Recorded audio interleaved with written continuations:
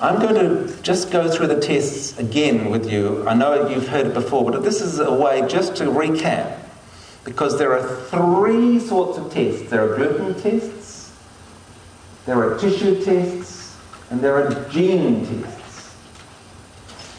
And there are 2 sorts of tissue tests. There's the endoscopy test, and you all have seen these slides before, where the tissue becomes abnormal and you get a flat biopsy.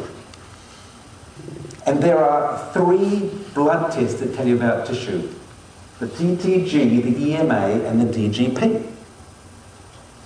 They're all about the same. We can argue what's the best. Deamidated gliadin peptide is probably going to win. And most labs are now doing a combination of TTG and DGP. Well, that's what's happening in Australasia. Then there's a gene test that, as Stephen Wayne had told you, it's not going to diagnose you. It just tells you your predilection to get sick from gluten. It helps you decide sometimes who might have an endoscopy. But if you do have the gene, you're much more likely to have a gluten problem. And then there's the gliadin test that Stephen told you about as well, that tells you about gluten. It doesn't tell you anything about the gut.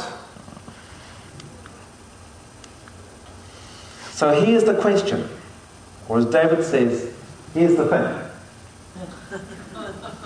We've got our 3 angels here. We've got Molly, Elizabeth, and Arabella. And we know Arabella's got celiac disease because of the tests. She's got no other symptoms other than eczema. I've also found out by testing her 2 brothers that her 2 brothers have celiac disease as well.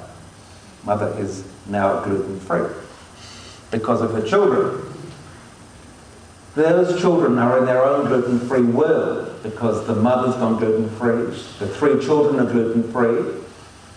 So they've got a gluten-free world, but they haven't got a gluten-free planet yet.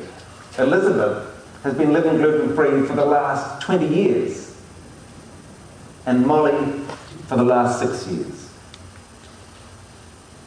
Most of my medical colleagues would say that Molly and Elizabeth should go on a gluten diet again, that they should be back on gluten because they haven't got celiac disease.